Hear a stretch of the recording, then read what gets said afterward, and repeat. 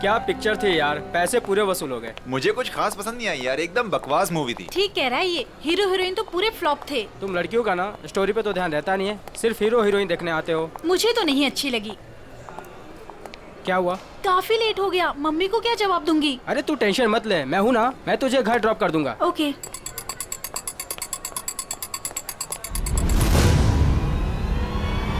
चलो तुम गोली में चला दो, एक गोली में चला दो।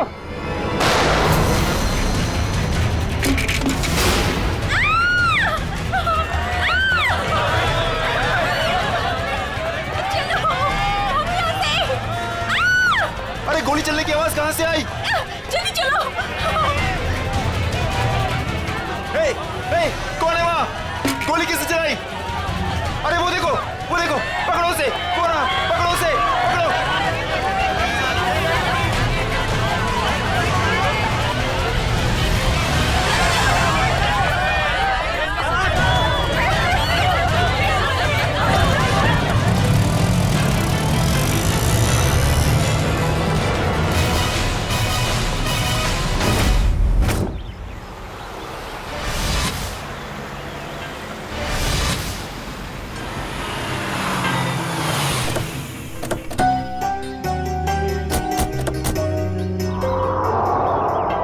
यही है वो Dhanraj palace.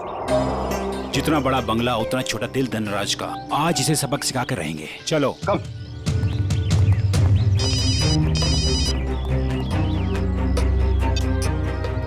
Sir, yes sir. हाँ हम लोग पहुंच गए, काम पूरा करके ही वापस आएंगे। Okay sir.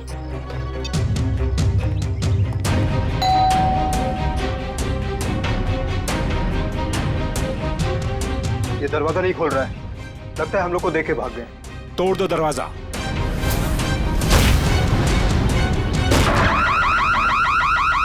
ये तो चोर अलार्म है। अरे ये लाश! लगता है कोई और जुर्म करके भाग गया। अरे क्या हुआ? ये अलार्म की आवाज यहाँ से क्यों आई? कुछ तो हुआ इधर। कहाँ से आई ये आवाज? देखो ना कहाँ से आवाज आई। अरे देखो, अरे अरे याद होला। खून हो गया है। अरे किसने किया ये?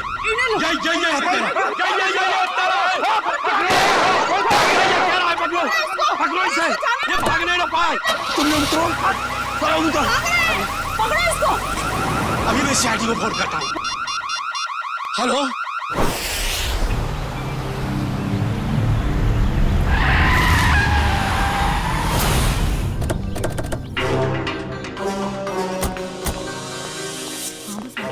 हटिए हटिए प्लीज।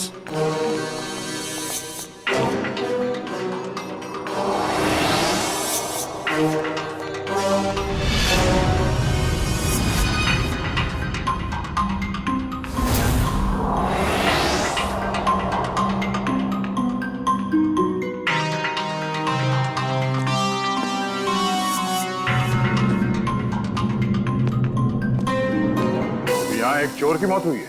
सर मैंने तो फोन किया था आपको सर। ऑफिस के लिए घर से निकल ही रहा था तो मैंने सुना कि यहाँ पर बगलर अलार्म बज रहा है। आप सब धनराज जी के पड़ोसी हैं? जी सर, हम जब धनराज जी के घर के अंदर आए तो देखा 2 सूट और टाई पहने हुए लोग और उनके साथ और 2 लोग घर के अंदर मौजूद थे। हमें देखकर उन्होंने हवा में गोलियां चलाई और फिर अपनी कार में बैठकर निकल गए। सूट टाई पहने हुए गुंडे। आपने गाड़ी का नंबर नोट किया? जी हाँ। गुड। मयूर नंबर नोट कर लो। जी बताइए क्या नंबर था? XYZ 2193। सर वो देखिए, 1 2 और ये 3, तीनों फ्रेम्स खाली है। लगता है चोरी यहीं से हुई है। मास्क निकाल। अच्छा ये बताइए, इस घर में मिस्टर धनराज के अलावा और कौन कौन रहता है? अरे ये तो धनराज जी हैं।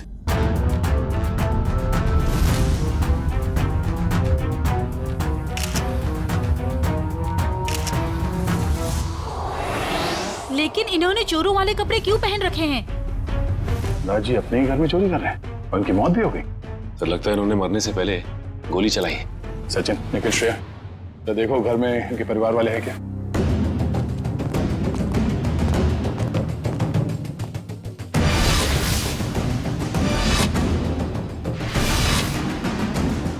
शरीर पे कहीं भी जख्म का कोई निशान नहीं है, तो फिर इनकी मौत कैसे हुई?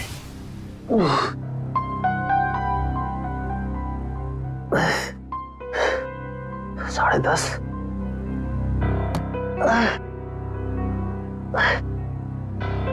नवीन, कैसे भी करके इस मुश्किल घड़ी से जूझना होगा।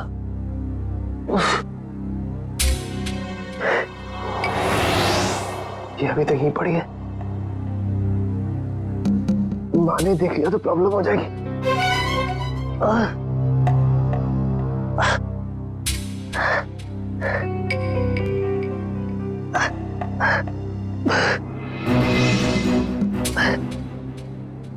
इसके नीचे छुपा देता।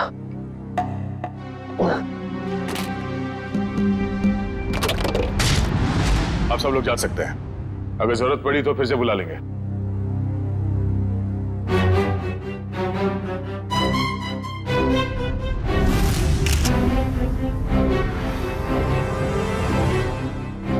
सर, हाँ कविन? सर ये देखिए, सामने वाली दीवार से ये गोली मिली है। सर देखने से लगता है ये वही गोली है जो धनराज जी की गन से चली है। इसका मतलब है धनराज जी की मौत से पहले यहाँ कमरे में कोई और भी था जिसपे शायद इन्होंने गोली चलाई। शायद वही सूट बूट वाले गुंडे हों जो पड़ोसी बता रहे थे। तो वो लोग थे या कोई और, ये तो तब पता चलेगा जब डॉक्टर सालुंग के इनके मरने का एग्जैक्ट टाइम बताएंगे। एक काम करो, एविडेंस बैग में डालो सर।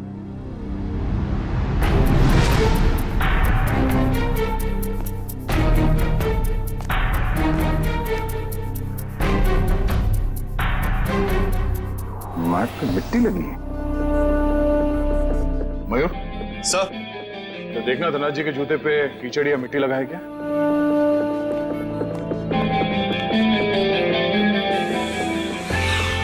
नहीं सर, जूते एकदम साफ है। इसका मतलब है ये मिट्टी इस आदमी के जूते से आए हैं जिन पे इन्होंने गोली चलाई। सर ये मीशा है, धनराज जी की भतीजी।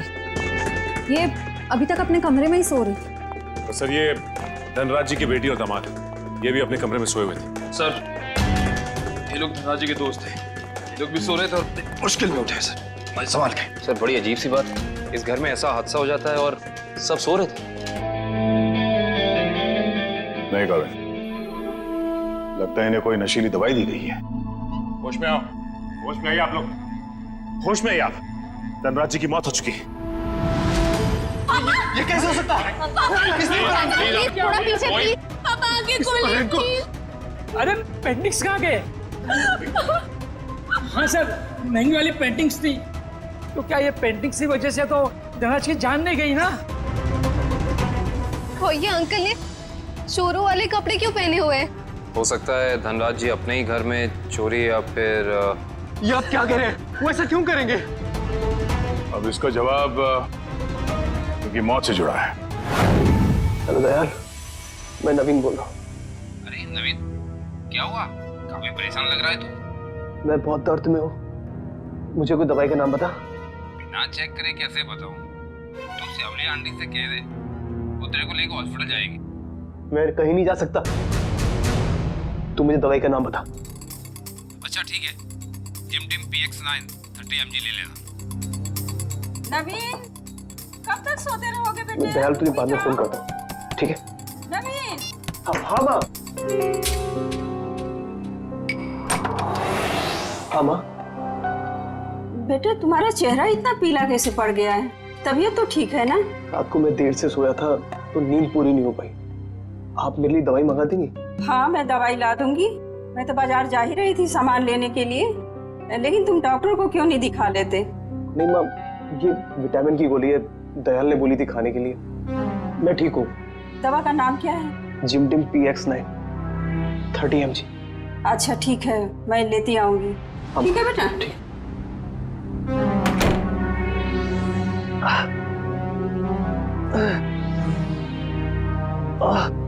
तो आप लोग इतनी गहरी नींद में सोए हुए थे कि किसी को भी गोली चलने की आवाज सुनाई नहीं दी और ना ही इस बर्गला अलार्म की आवाज सुनाई दी। आपको किसी को पता नहीं चला कब ये पेंटिंग चोरी हो गई और कब धनराज जी की मौत हो गई? हाँ? वाकई सर, हम लोगों को बिल्कुल पता नहीं चला। हम लोग जब रात को डिनर करके लौटे, पता ही नहीं चला कि कब कैसे आंख लग गई। डिनर? कौन सा डिनर? कल रात अंकल ने डिनर का प्लान बना लिया बिना हमें बताए, डिलाइट रेस्टोरेंट में। तो पूरा परिवार गया था डिनर पे? हाँ सर। अच्छा, पिछले कुछ दिनों में धनराज जी कुछ परेशान लग रहे थे किसी बात को लेके? जी सर, जब से वो घर में पेंटिंग्स लगी थी तब से जैसे मानो उनका जीना ही दुश्वार हो गया था। क्या मतलब? शुरू से बताइए, खुल के बताइए प्लीज। 33 करोड़? तुमने पेंटिंग्स 33 करोड़ में खरीदी? इसे क्या तुम दीवारों पे सजाओगे? मुझे क्या किसी पागल कुत्ते ने काटा है जो इतनी महंगी पेंटिंग को दीवार पे सजाऊंगा? मैं इसका कुछ और ही करूंगा। क्या करोगे? तुमसे मतलब? वक्त आने पे सब कुछ पता चल जाएगा। पापा, आपको कोई धमकी दे रहा है पेंटिंग को लेकर? इतनी महंगी पेंटिंग्स चोरी हो गई तो? और आप पुलिस के पास क्यों नहीं जाते? बस, इस घर में दिमाग सिर्फ तुम लोगों के पास ही नहीं है। मुझे कब क्या करना चाहिए ये मुझे किसी से जानने की कोई जरूरत नहीं है। ये आप क्या कर रहे हैं? अरे इतनी महंगी पेंटिंग्स तूने फ्रेम कर डाली? उस दिन तो कह रहा था कि ये दीवार पर टांगने के लिए नहीं है। अरे 33 करोड़ की है, सोच ले। यार ये मेरी पेंटिंग है, मैं इसे जहां चाहूं वहां टांगूंगा। सर, ये केस तो काफी पेचीदा होता जा रहा है। धनराज ने पहले पेंटिंग खरीदी और बाद में उसी पेंटिंग को चुराने की कोशिश की। और पेंटिंग चुरा ले गया कोई और, जिसपे शायद धनराज ने गोली भी चलाई थी। और सर, वो सूट बूट वाले गुंडे वो यहाँ क्यों आए थे? उनका मकसद क्या था? इस केस में जवाब कम है, सवाल बहुत ज्यादा। मगर मुझे लगता है कि ये पेंटिंग्स ही कारण है धनराज जी की मौत का। सर। हाँ? सर, ये देखिए, ये सुई मिली है इनके शरीर से।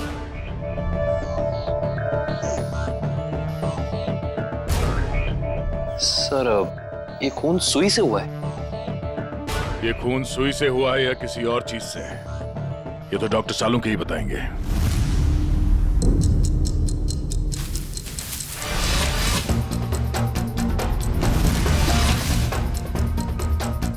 दिखने में चाहे तुम बहुत छोटे से हो, लेकिन हो बहुत घातक। धनराज की जान तुमने कैसे ली है तुम बताओ चाहे मत बताओ, लेकिन मैं पता लगा कर गिराऊंगा, छोड़ूंगा नहीं तुम्हें। सर, ये डॉक्टर साहब अपने आप से बातें कर रहे हैं? सुई से बात कर रहे हैं। अरे आ गई क्या? सीआईडी की बारात आ गई? हाँ, सबूतों के फूल माला तैयार है। भाई साहब, सबूतों की माला से आपका मतलब अगर इस गोली से है तो माफ करना, सीआईडी की पूरी टीम को मायूस होकर के जाना पड़ेगा। क्यों? क्योंकि गोली इतनी बुरी तरह से पिचक गई है कि इससे बात करना बड़ा मुश्किल है। अरे गोली को छोड़िए सर, उस मिट्टी के बारे में बता दीजिए जो हमें डोरमैट में मिली थी। तो मिट्टी के बारे में डॉक्टर तारिका जी बताएंगे। जो काम करेगा वही बताएगा ना? मतलब? नहीं, मतलब मिट्टी के बारे में यही पता लगा रही थी ना, तो यही बताएंगी। जी, इस डोरमैट पे जो मिट्टी लगी हुई है वो धनराज जी के गार्डन में जो मिट्टी है उससे अलग है। अरे वाह डॉक्टर तारिका, ये कैसे पता चला आपको? वो ऐसे फ्रेडी सर कि गार्डन में ये जो मिट्टी मिली है इसमें हमें कीड़े मारने की दवाई मिली है, और डोरमैट में से जो मिट्टी मिली है उसमें ऐसा कुछ भी नहीं है। मतलब साफ है बॉस, डोरमैट वाली मिट्टी कहीं और से आई है, बाहर से, शायद किसी के जूतों से। मतलब अभिजीत, ये उस आदमी के जूतों पर से आई है मिट्टी जिस पर धनराज ने गोली चलाई थी। चोर नंबर 2। धनराज की गोली तो चोर नंबर 2 को नहीं लगी, लेकिन चोर नंबर 2 की पिन जरूर धनराज जी की जान ले गई। कैसे? ये देखो, इस पिन को मैंने इस पानी में उबाला तो इस पानी का रंग हल्का नीला हो गया। इसका मतलब साफ है उस पिन पर जहर लगा हुआ था। कमाल है डॉक्टर साहब, आपने तो बारातियों को अच्छा शगुन दे दिया। खुश हुए ना? सड़क ये सुई कब लगी थी, कितने बजे? बस रात के करीब 10 से 12 बजे के बीच में।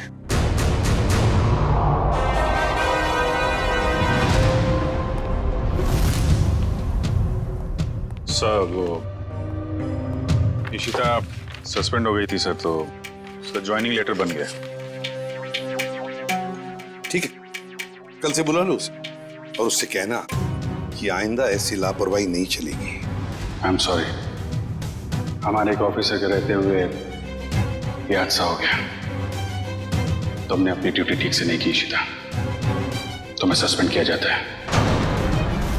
हाँ सर, मैंने बात की है उससे, वो कह रही थी ऐसी गलती दोबारा नहीं होगी। देख पंकज, मैं तेरा सीनियर हूँ, इसीलिए मेरी बात में तेरी बात से ज्यादा दम है, समझे? नहीं यार, ऐसा कुछ भी अरे नहीं। नहीं कैसे? क्या है? ब्यूरो है ये, क्या चल रहा है? नहीं नहीं नहीं नहीं, वो कुछ नहीं सर, कुछ नहीं।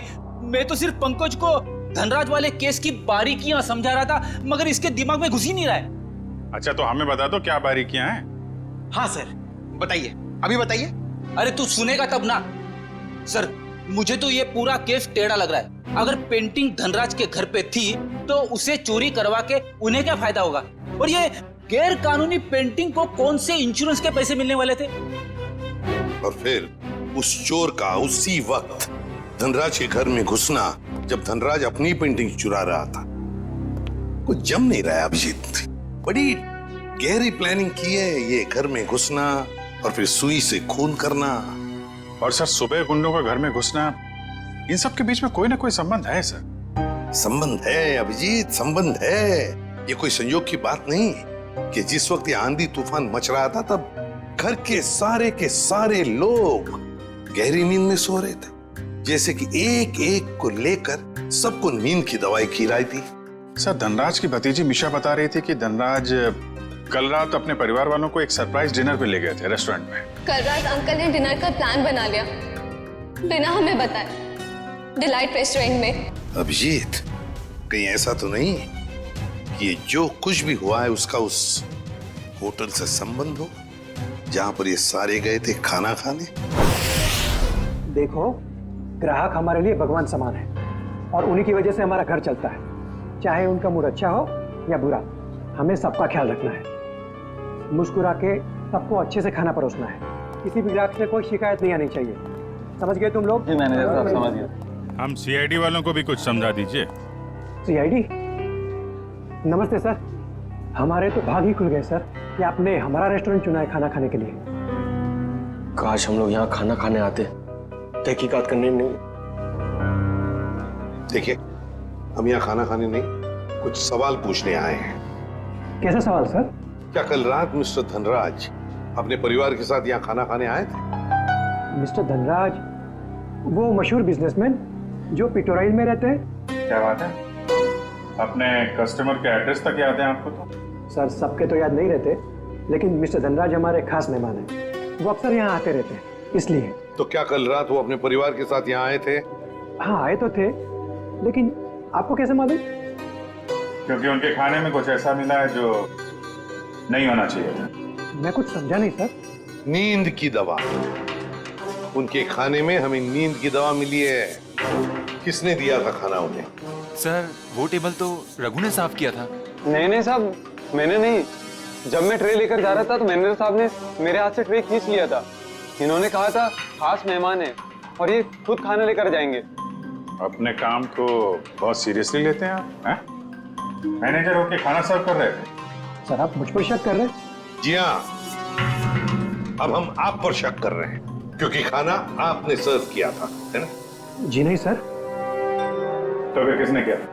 धनराज साहब खुद लेकर गए थे। क्या? सर, मैं पहली बार सुन रहा हूँ कि कोई रेस्टोरेंट में आकर भी खुद खाना लाने गया। ये बर्तन वगैरह उन्होंने ही साफ किए थे क्या? सर, मैं मजाक नहीं कर रहा हूँ। जैसे ही मैंने रघु के हाथ से ट्रे ली और उनके टेबल की ओर जा रहा था कि अचानक वॉशरूम से धनराज साहब आए और मेरे हाथ से खाने की ट्रे ले ली। कहा कि खाना वो लोग खुद परोस लेंगे। क्या इससे पहले भी कभी उन्होंने ये किया था? कभी नहीं सर। कल रात उनका बर्ताव बड़ा ही अजीब था। उन्होंने यहाँ खाना खाया भी नहीं, सिर्फ जूस पिया। अच्छा, सिर्फ जूस पिया सर, कुछ खाया नहीं, ताकि वो जागते रहे और सारा परिवार सो जाए। बिल्कुल अभिजीत, ये नींद की दवा और किसी ने नहीं मिलाई खाने में, धनराज ने ही मिलाई थी नींद की दवा।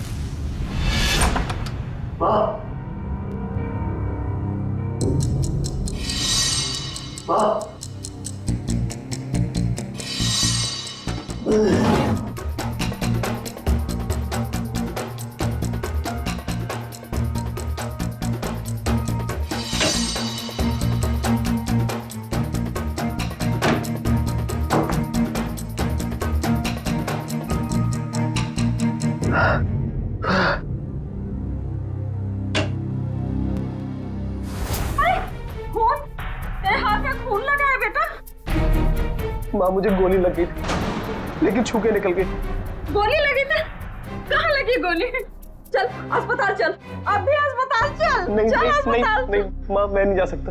आप दयाल को फोन करके बुला लो। हाँ मैं बुलाती हूँ दयाल को। तू बैठ यहाँ, बैठिए भगवान।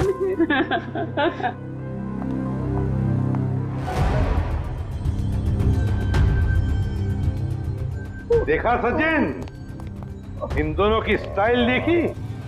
सूट बूट वाले गुंडे। वाह सर हम गुंडे नहीं है सर। चुप! गुंडे नहीं है सर। 17 केसेस दर्ज है तुम्हारे खिलाफ पुलिस स्टेशन में। लोगों को डराने की धमकाने की केसेस हैं। और ये गन? सर ये गन डराने के लिए, मारने के लिए नहीं है सर। अच्छा, तो फिर गन भरी हुई क्यों थी? गोलियों के साथ क्या कंचे खेलते हो तुम लोग? सर पीयूष तूने हमें पकड़वाया? तेरे ऊपर हमने गन भी नहीं ताड़ी थी और तूने हमें पकड़वाया?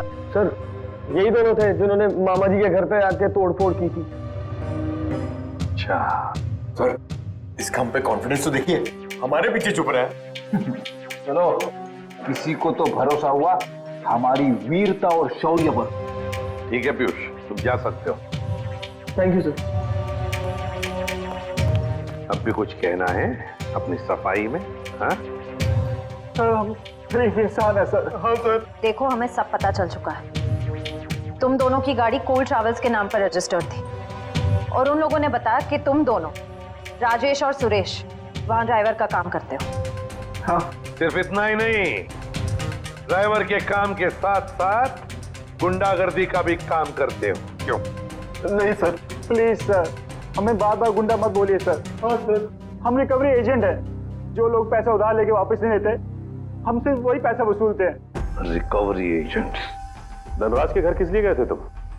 ड्राइवरी करने के लिए या फिर उधार के पैसे वसूल करने के लिए? हाँ सर, उधार का पैसा वसूलने गया था। सर ये दोनों झूठ बोल रहे हैं।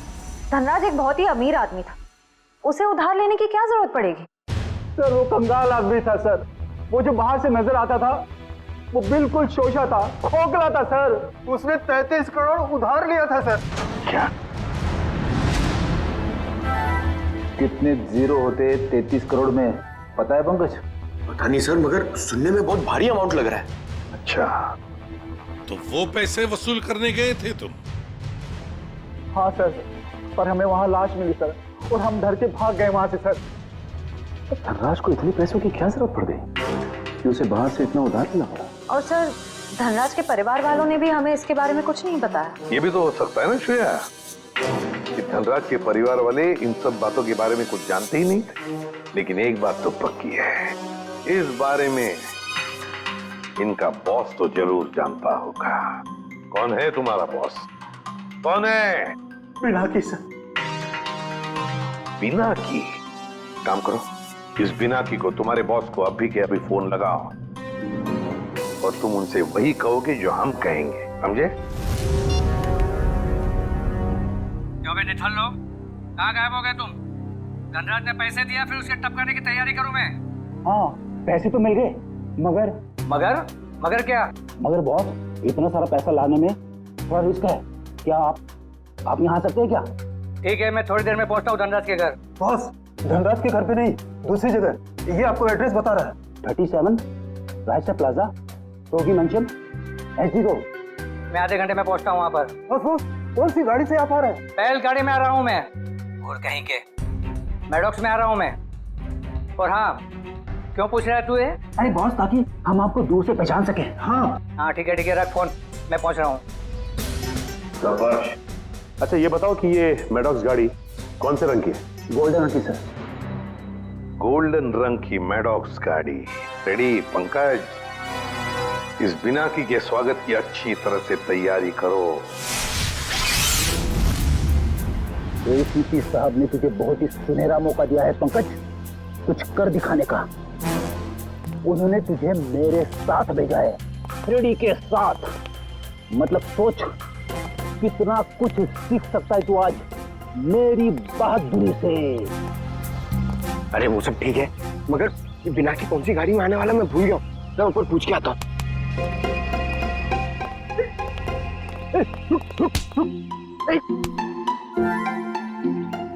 अबे उठ जा, मुझे मालूम है कौन सी गाड़ी है। ओ, अब नजरें सड़क पे रख और पैर यहीं पे इसी जमीन पे, पलके झपकने ना पाए और कदम हिलने ना पाए। मगर सर अगर आ गया तो क्या? आ गया तो रोक के रख, बिना की के गिरफ्तार होने तक, समझे? आ गया आ गया आ गया आ गया। अबे चल, अरे अरे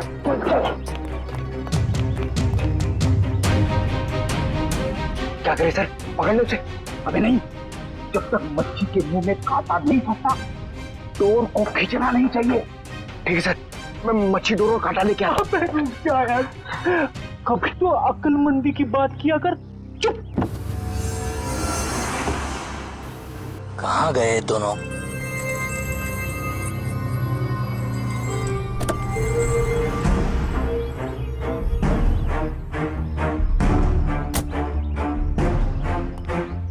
कहाँ रहेंगे दोनों? ये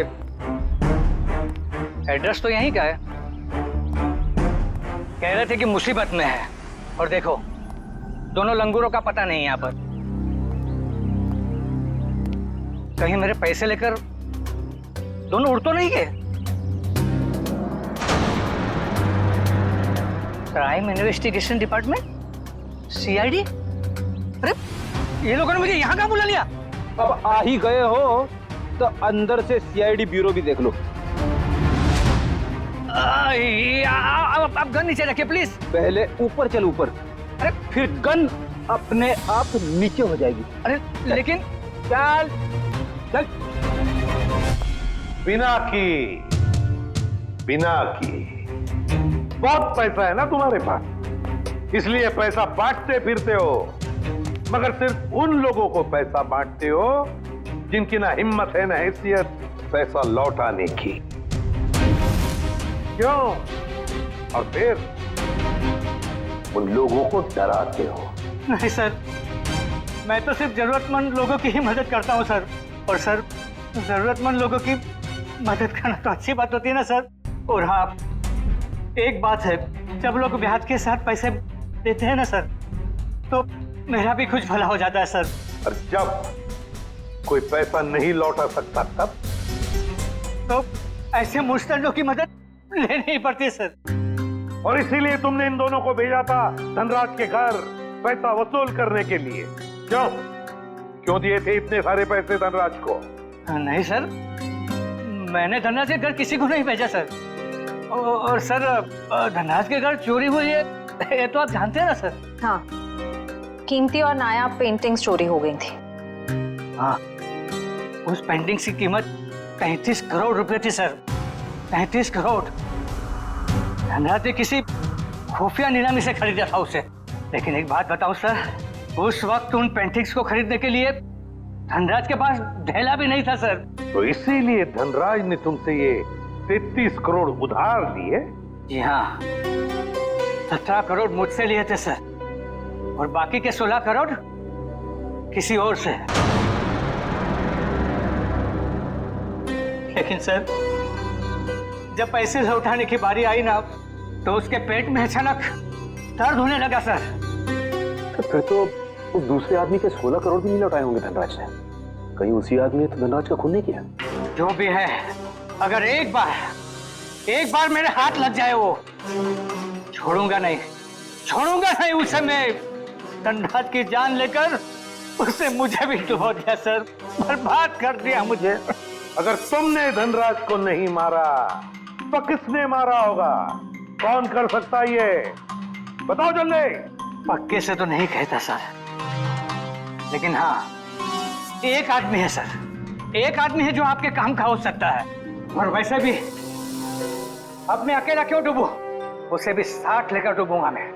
जरूर डूब जाए, मगर डूबने से पहले हमें उस आदमी का नाम बताना जो हमारे काम का है। क्या नाम है उसका? नवीन नाम है उसका सर। घबरा मत बेटा, सब ठीक हो जाएगा, दयाल आता ही होगा। तूने मुझे बताया क्यों नहीं कि तुझे गोली लगी है? मैं आपको बता नहीं पाया।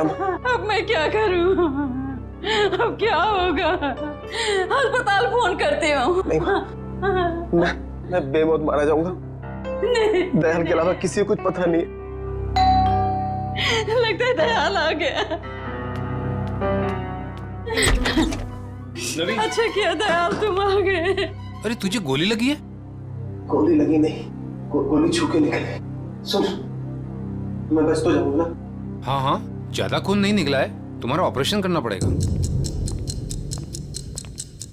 ये देखिए सर, यही है वो नवीन। मीनाक्षी, तुम यहाँ? ये सब लोग कौन है? सीआईडी। सीआईडी? क्या हुआ है? मेरे बेटे को गोली लगी है सर। ये गोली कैसे लगी तुम्हें? सर प्लीज, अभी ये सवाल पूछने का वक्त नहीं है। अभी इसे हॉस्पिटल लेकर जाना पड़ेगा एम्बुलेंस में। सर मैं एम्बुलेंस को फोन करता हूँ।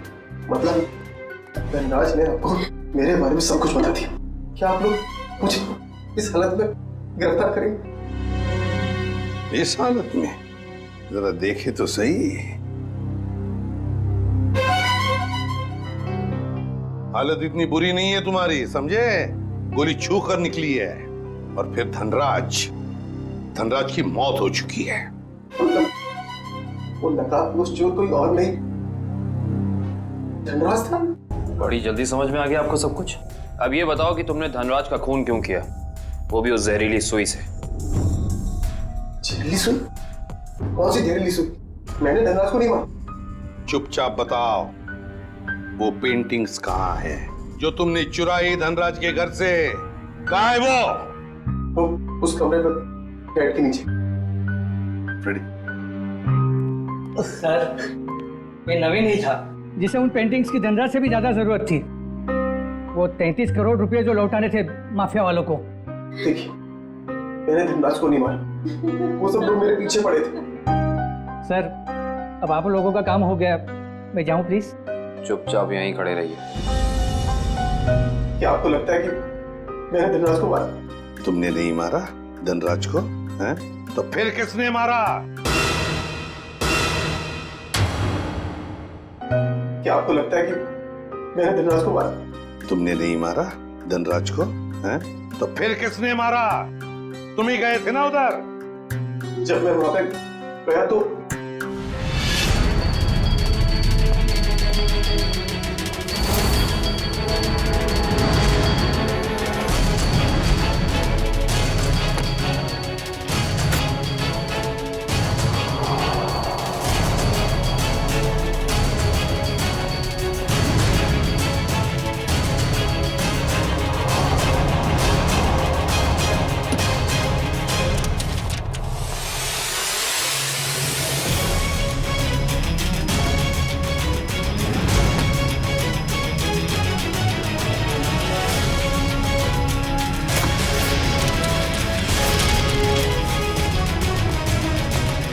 अरे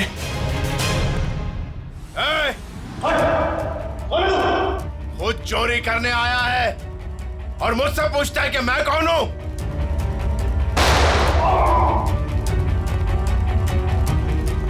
भागता किधर है? रुक रुक रुक जा। अरे और जब मैं धनराज के घर से पेंटिंग लेके भागा तो उसके घर के बाहर एक कार खड़ी थी और वो मेरे पीछे लग गई और मैं बचते बचाते मॉल में घुस गया।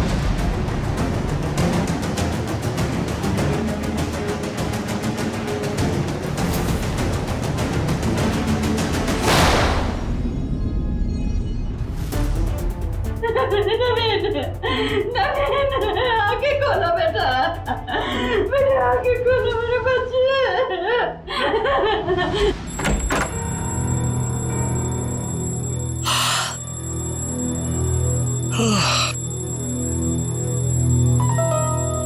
इतनी सुबह सुबह अलार्म लगाने की क्या जरूरत थी? मैंने नहीं लगाया अंकल। अरे ये पेंटिंग्स कहाँ से आ गई वापस?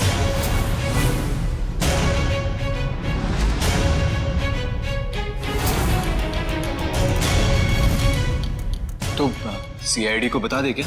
नहीं, क्या जरूरत है, पेंडिंग्स तो वापस आ गई ना। ईशान, मुझे लगता है हमें सीआईडी को बता देना चाहिए, वरना हम लोग बेवजह फंस जाएंगे।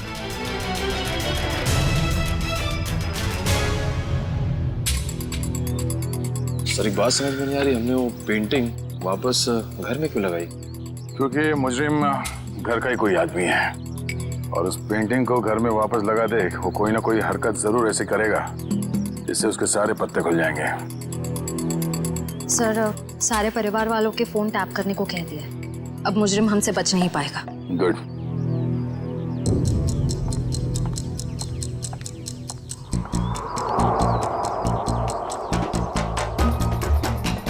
श्रेया, निखिल,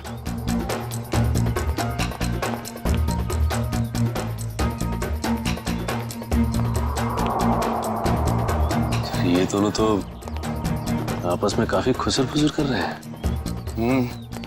अभी तक धनराज के पैसों पे ऐश कर रहे थे, अब देखना पड़ेगा उनकी मौत के बाद इनके आगे का प्लान क्या है। सचिन, मयूर,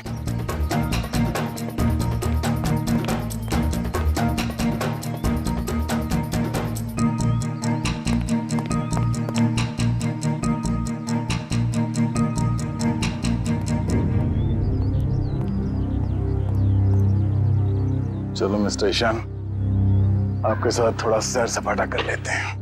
खोलो मुझे, जाने दो। सही किया मैंने तुम्हें यहाँ पर बांध के, मुझे तुम पर मॉल की रात से ही शक था। जीजो, मैंने आपसे माफी मांग तो ली है, मैं नहीं मार पाई नवीन को, लेकिन मैंने आपको कोई धोखा नहीं दिया। मुझे सच में नहीं पता कि पेंटिंग्स कहाँ है। बस बंद करो ये ड्रामा और ये बताओ घर पर पेंटिंग्स किसने लगाई थी और कौन है तुम्हारा साथी? सीआईडी ने लगाई है वो पेंटिंग, कोई एतराज है? सीआईडी, देखो देखो पकड़े गए ना तुम्हारी वजह से, और तुम मेरा मुंह क्या देख रहे हो, करो कुछ। कहाँ भाग रहा है? अपने चेहरे पे मेरा ऑटोग्राफ नहीं लेगा? हाँ?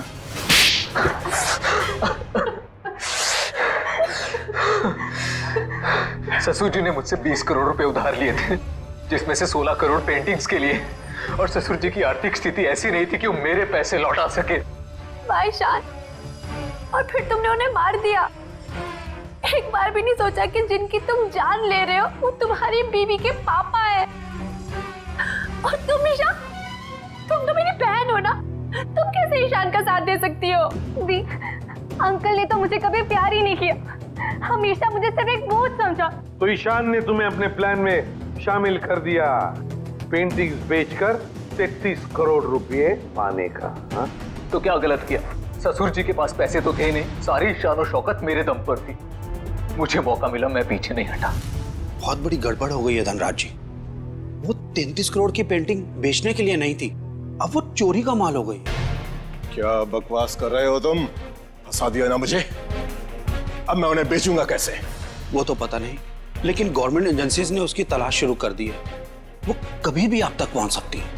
तुम देखना, मैं उन पेंटिंग्स को बेचूंगा भी और मुनाफा भी कमाऊंगा और खुद को बेगुनाह भी साबित कर दूंगा। लोहा गर्म था और मैंने हथौड़ा मार दिया। मगर तुम दोनों के खाने में तो धनराज जी ने बेहोशी की दवा मिलाई, तो फिर तुम लोगों को असर कैसे नहीं हुआ? जैसे हमें पता चला कि अंकल ने खाने में दवाई मिलाई है, हम लोगों ने मौका पाते वॉशरूम में जाके उल्टी कर दी। मगर नवीन बीच में आ गया और तुम्हारा प्लान चौपट हो गया। हाँ, अगर नवीन बीच में नहीं आता तो जैसे ही ससुर जी सारी पेंटिंग्स लेकर घर से बाहर निकलते, मीशा उन्हें गाड़ी से उड़ा देती, लेकिन सारी पेंटिंग्स नवीन के हाथ में लग गई। मगर धनराज को मारने की क्या जरूरत थी? तुम्हें तो सिर्फ पेंटिंग्स ही चाहिए थी ना?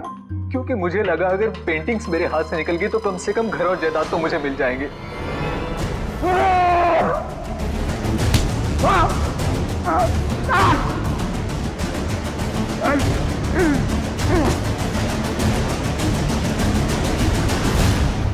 गलती हो गई, हमें माफ कर दो, दोबारा ऐसा नहीं होगा। पैसों की लालच में तुम दोनों ने अपने ही परिवार के एक को मारा है, अपने ही परिवार के। अगर फांसी से बढ़कर कोई सजा होती ना तो वो तुम्हें मिलती। काश मैं ले जाओ इन दोनों को। चलिए चलिए मैम।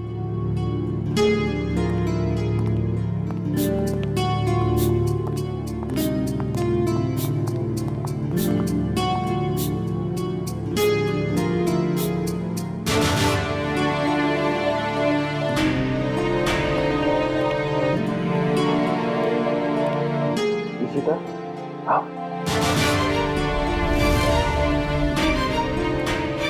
सर ये इशिता हिचकिचा रही है आपसे मिलने में।